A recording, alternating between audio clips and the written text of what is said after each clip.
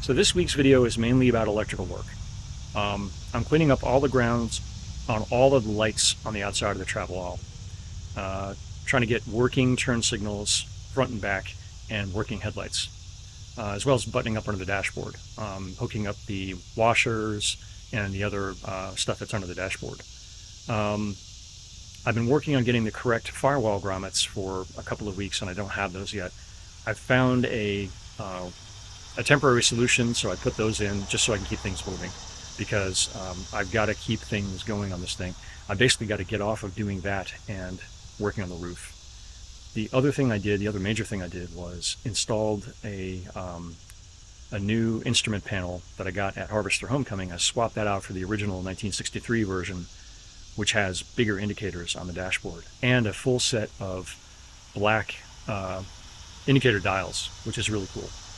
So you'll see that in this one.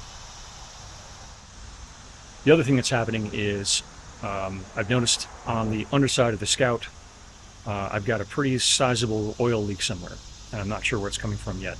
On our way home from Harvester Homecoming, we were smelling hot oil when we would get on the gas on the truck. We were doing maybe 70 on the highway.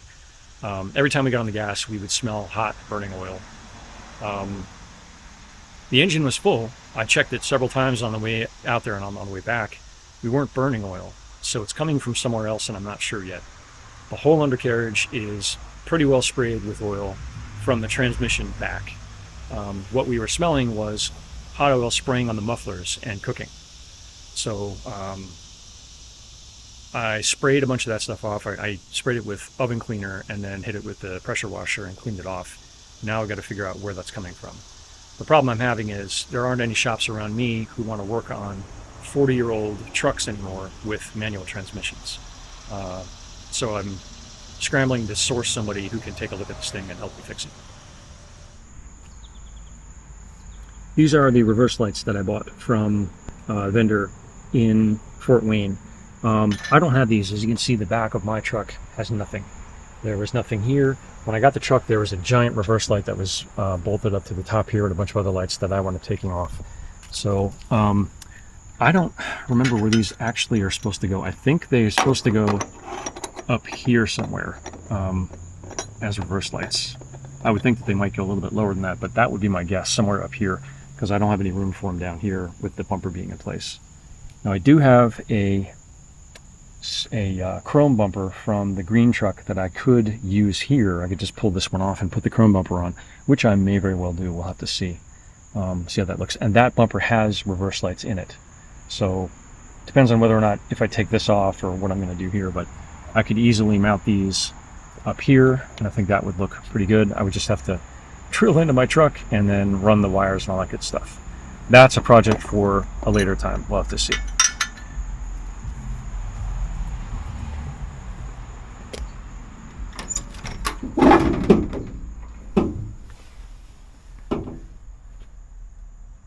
So this is the dash that came with my truck. You can see it's got these tiny little slits. In previous videos, I've shown where the lights come on and you can see the green through those little slits. Works okay, but it's not ideal. Something I thought about the other night when I was thinking about the dash panel for this and the new panel that I bought. This panel that I have hanging up here in the garage is a 67.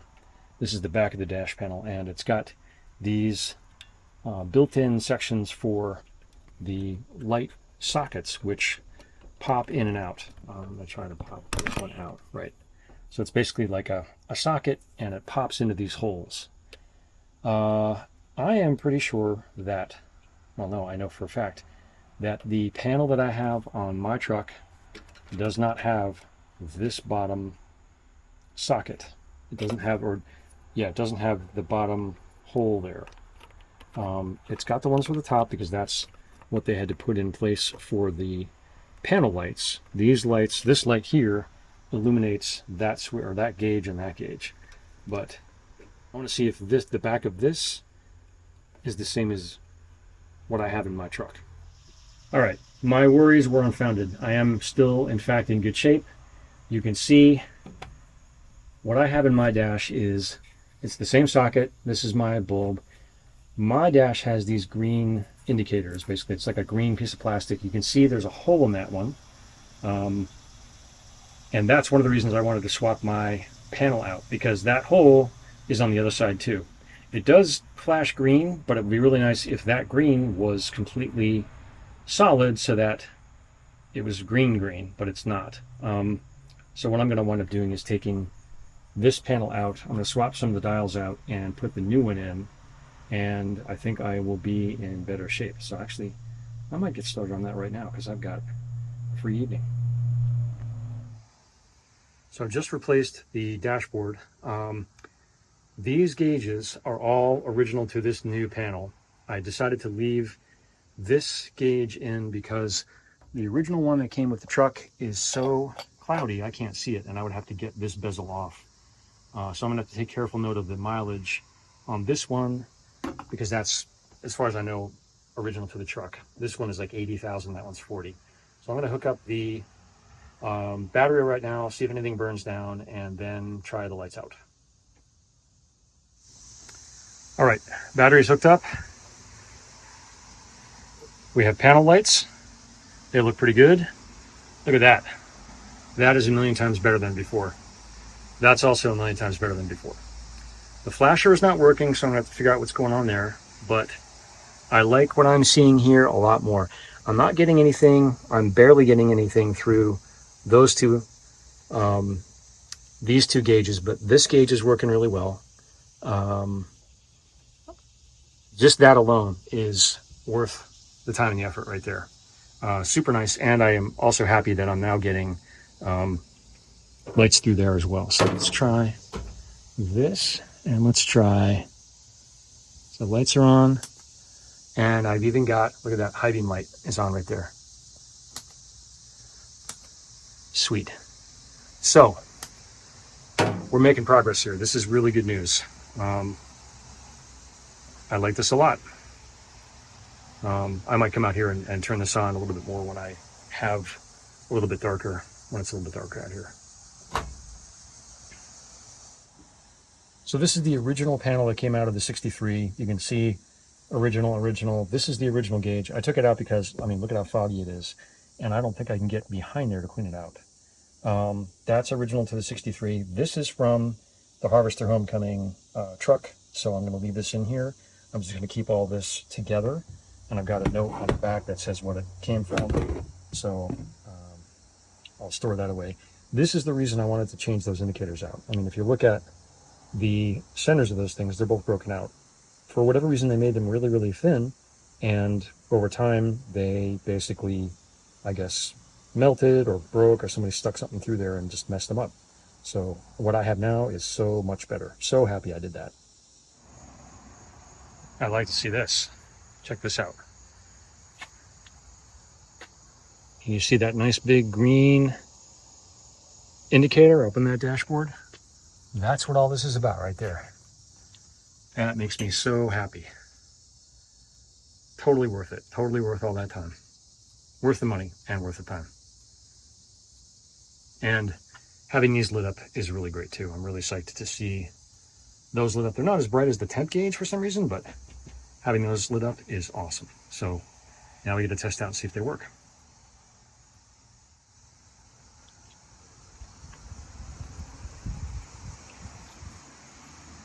Yeah, ground problem. We'll work on the left one. We have a whole lot of grounding we got to do next. I've got to make a whole bunch of pigtails and set up some grounds. I'm trying something a little different here. I've been waiting for these grommets to show up, and they haven't shown up. I've actually got a set of grommets I got off of Amazon. They came with a center section that I wound up cutting out, and then what I did was I cut a small groove on the inside here. I don't know if you can see, so there's like an indentation there. I've already put some in, and they don't hold the actual connectors. The connectors just basically want to pop out. You can see here they're just sort of moving around internally there. So what I'm going to try is I'm going to try putting this one in and see if it'll actually capture the interior part of that grommet. As you can see, this one, there's no groove on the inside here. What I'm trying to do is find something to capture that element. I might have to widen that out. We'll have to see, but I'm going to give it a try right now and we'll see what it looks like. All right, so it's not perfect, but it's better than it was, and it actually stays in there now. It actually moves with this thing. These you can see, this one you can see, it just sort of, it pops in and out. It's really kind of sloppy. So I'm going to take this one out and basically carve it down the way that I had done the other one and replace it here. And I'm just going to call that done. If I get the things in from anything Scout Connection, I'll use them, but I'm not going to hold this up anymore. And then the big issue is going to be getting that one out. I've got to figure out how to loosen up the grommet that actually goes on here, because I can't approximate that. It's a specialty piece, and I got to use the one that I've got. So that'll be the next problem to solve.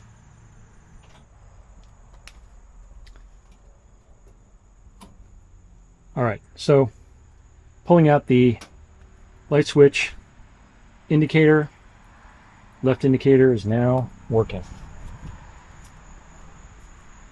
Shows up nice and bright. Looks really good over there. Let's see what the idiot light looks like, or just the running light looks like from each side. All right, not too bad. I think they're both maybe about the same. I just grounded this one. So there's actually a sheet metal screw to the back side of the housing that goes down underneath. Let me get underneath here so you can see it. Goes down underneath, comes out of this little hole, and goes to a sheet metal screw into the back of the truck. I'm going to cover this over with some undercoating to clean it up, but it's a nice clean connection. Nice clean connection here. This is all clean and covered with heat shrink tube. So this is going to happen for every one of the lights. I'm going to do the other side next, which actually does work most of the time, but I'm actually going to build another pigtail for that one, and I'll do it the exact same way. I'll run it out of this little hole under here and screw it up underneath. Excellent, excellent news. So now in the truck we have a left turn signal. Theoretically, we should have a right turn signal. It doesn't look like we do, which is curious. So I'm going to ground that one next, and we're going to see if we can fix that problem. All right. Idiot lights are on. Left turn signal. Right turn signal. I can't even describe to you how happy that makes me. Working turn signals on both sides in the back. So it's all about grounds. So now I've got to do the grounds up front. I've got to figure out what the grounds are for the headlights and get those sorted out. But I mean, just having this stuff up here on the dash and being able to see what it is, that just makes me so happy.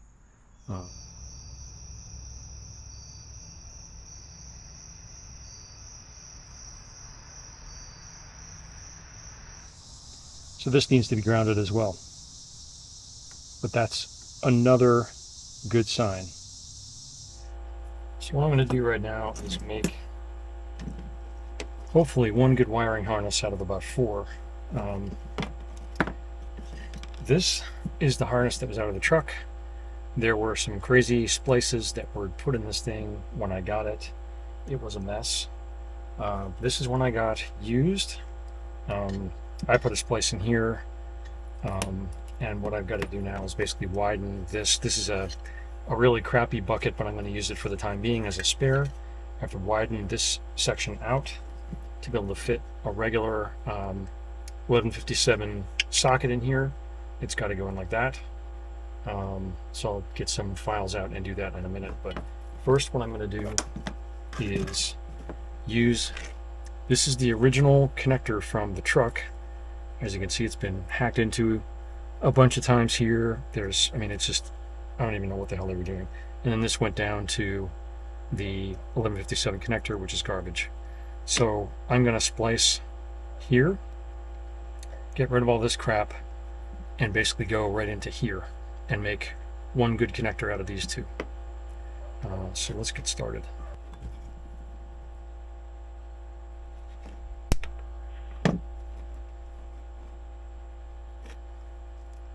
This pretty much sums up what a lot of the wiring in the truck was like. Although, I take that back. There's a lot of wiring in the truck that is still good. I've plugged in the new harness and a lot of things are working. So, it's pretty amazing. But let's toss this. Next thing I'm going to do is, maybe you can see it right here, but this is basically shot right there. So I'm just going to cut right below this plug.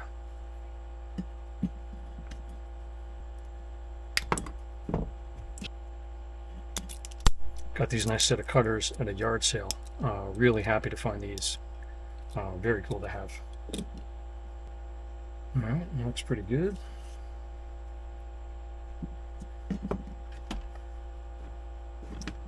Fire up the heat gun.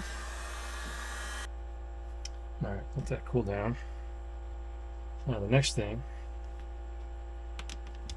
is to set up a ground.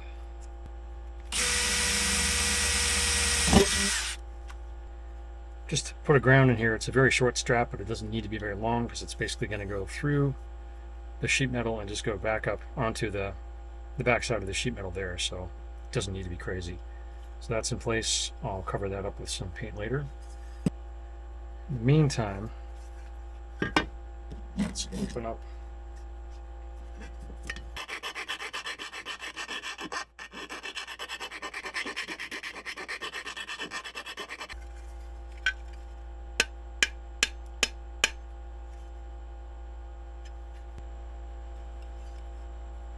Alright, there's the backup in place. Looks like that. These ends are bent down. So I just need a bulb to test this one out.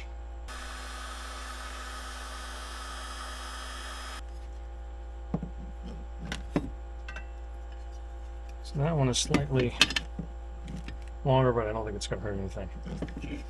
Let's see how that goes.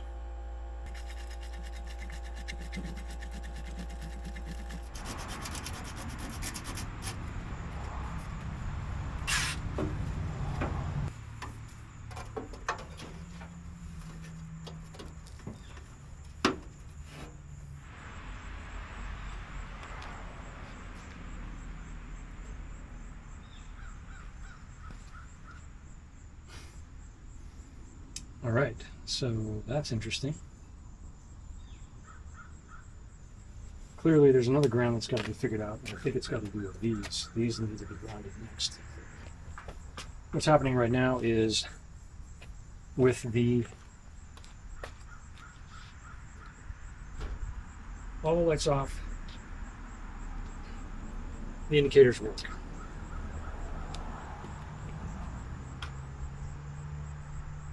Idiot lights on. These indicators don't work, but the front indicators do. And these bulbs are brighter here. So I'm wondering if maybe this is wired backwards, or if that even matters. So the indicators on, the rear indicators work, but these do not.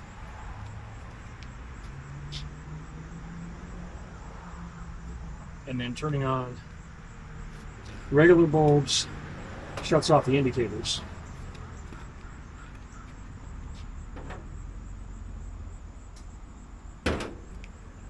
And the high beams shut off everything up here.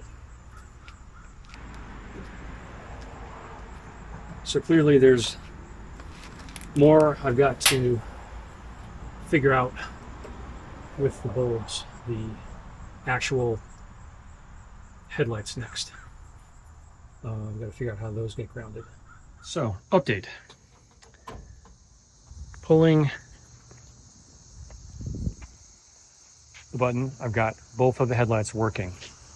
They are now grounded, so when you hit the turn signals,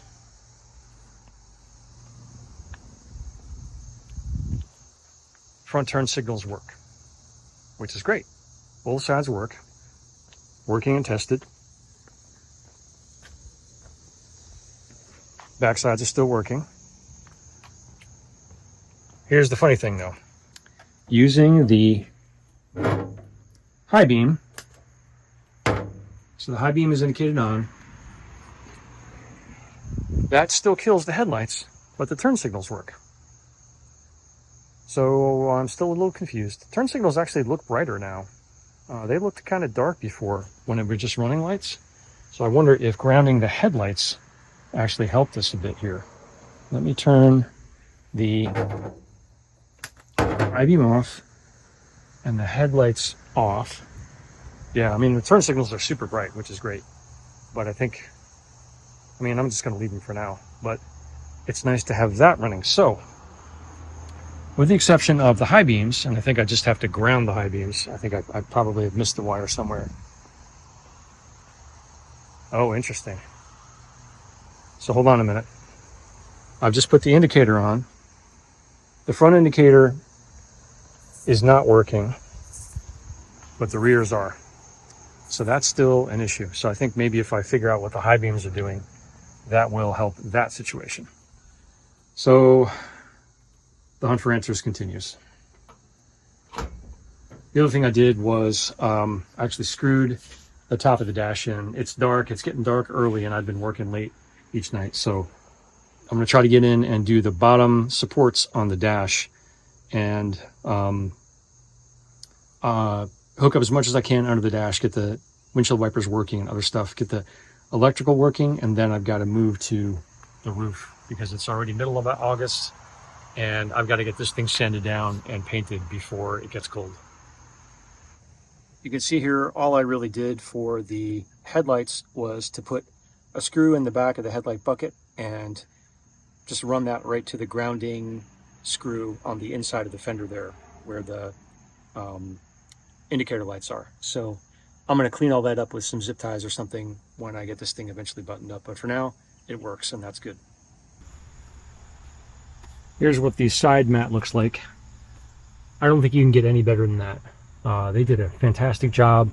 It goes right up to the edge of the seat here. It goes around the hump for the transmission and goes right up onto the lift here, or the shelf here. Super, super nice, I think. Oh, all right, so there, that was the sample they sent me right there. It's under the seat. I didn't see it when I was in the garage, but I mean, that's like perfect. I am super happy with these. They did a great job here. And that, I mean, just the whole thing looks great. On the driver's side, this is how it looks. Lays in perfectly. You can see here, it's right before the high beam switch. They put a little lip here. I mean, I could have had them just basically end it right there, but I didn't kind of want the look of that, so I had them put a little flap there. This whole thing looks great. Again, it goes right up to the edge of the seat on the side here, right around there. Really, really nice. I'm really happy with those. It's, you know, it's about as dressed up as the bottom of this thing is going to get, I think, which is to say, better than it was. I'm under the Scout looking at the underside, thinking that there was a leak in the rear pumpkin because it was leaking from down there. There is still a short leak there, but I'm also looking at the fronts of the mufflers and one of the main muffler pipes and to the underside of things, and it's pretty greasy the whole way down here. So I'm thinking that I've got a leak or several leaks in this thing. Just the front of this. I mean, this is the reason why we were smelling oil on the way when we were really hitting the gas. But I think there's something else going on up here that I have not been able to figure out yet. So I've got to do some looking and try to figure out what is going on. I might have to get this into a shop and see if I can have somebody tell me, just really track it down, because I'm not going to have time to do it myself.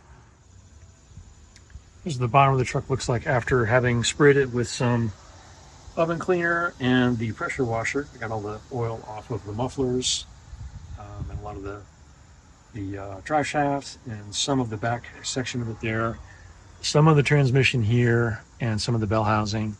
I've got to clean up some more, but I've got to figure out what is leaking. I'm pretty sure it's transmission. I'm not sure what yet, because it seems like it's everything from here back is sprayed pretty liberally with oil. I've got to open this up over the weekend and see how much oil is left in the transmission.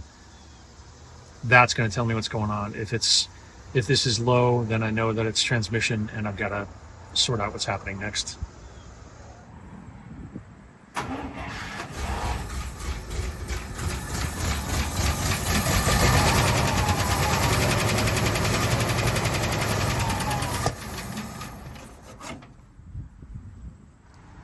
I am giving the Travelall a try to turn it over. It's the first time I've turned it over in a couple of months. I think probably the tank is empty. The gas probably all evaporated out of it. I'm not seeing anything filling the bowl here, so that would be my guess. I just put a bunch of 50-to-1 oil, or gas down the carb. Starting fine, starts right up. She wants to run. It's just a matter of getting some new gas in her. And it's not putting a ton of exhaust out the back, which is also very nice. So I'm just gonna button this up before the girls get home. I don't wanna flood the house with exhaust. They don't like that. So they're out right now, but I'll do this before, I'll get this all buttoned up before they get back. But I just wanted to give it a try to see how she started and how she ran. On the first try, she's running really well, and she's running a lot smoother now, which is also nice to see. When I had it running before, I think I had the choke probably closed or wide open, either one, and it ran really crappy, put out a bunch of white smoke. So, all right, all good to know. I spent a whole lot of time this afternoon putting the dash permanently in place. A couple of the supports are in place, the corners are in place over there and over there. There's two bows that go up from the back of the dashboard. Those are in place, so this thing is pretty firmly in there. The other thing I did was work on more of the electrical systems. Theoretically, the washer is hooked up, but turning it on provides nothing. It's not getting power here, so I've got to probably pull the switch out, see what's going on, see if I can get it to work. So I'll work on that. Hooked up the horn. Oh, wait a minute.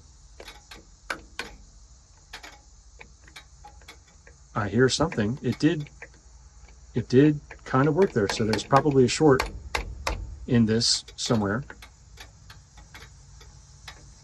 I'm hearing something going on, so I'll fix that. That's new. What else did I do? Oh, I hooked up this dome light. So there's two switches that go, or two wires that go up the pillar here, over, and you can see these were all chopped and bashed. So I put some splices in. These are actually getting power, and I've got a dome light, and so I hooked up the dome light. Nothing happened until I brought it over, and I was actually hanging it over that bow over there, and it grounded itself on that bow, and it lit. The way this is supposed to work is, this is a rheostat, this light switch, and as I turn it, the lights on the dash are supposed to get brighter, and then there's a click, and the click is supposed to basically make the dome lights turn on. And theoretically, there's supposed to be a switch on the door that turns the dome light on, but I don't think there is one here. This is always getting power. The rheostat was turned off, the lights were off, there was nothing on at any point, and this was getting power. So I've got to figure out what's going on with there. There's clearly a circuit not being switched there or turned off. I don't know what the story is there. So I've got one side taped off, the other side theoretically is live, but I'm just going to leave it for now. Actually, sorry, the live is live, the ground is clear, so that's bizarre. Yeah, so the wipers I can't get to work, and the other thing I'm trying to figure out is where this brake pedal switch goes. I don't remember where this goes. Looking at the electrical diagram, there is a connector that hooks up to something at this point. I think, based on the way these diagrams are set up, it's ahead of the bulkhead, which is this section here, versus everything that's behind the bulkhead, which is this section here. And I've actually got some video of another truck with this wire coming through. They've actually got a connector here, but it's the same thing here. So I'm pretty sure this is what this hooks up to here. I just tested it and it doesn't seem to work, so I'm not sure what I've got to do to get that to work yet, but I will troubleshoot that. I'll have to figure out, maybe there's another ground I'm missing or something, but I'm pretty sure that's where that goes. So that's it for this week's video. I am going out of town this coming week, so it's probably going to be 2 weeks before I update this. Going out of town, I'm not going to be around the trucks or anything like that. Taking some time off, so I'll see you in a couple of weeks. If you've made it this far in the video, you might be interested in some merch I've got for sale on threadless.com to keep this project going. I'll put a link down below in the description. Thanks for watching.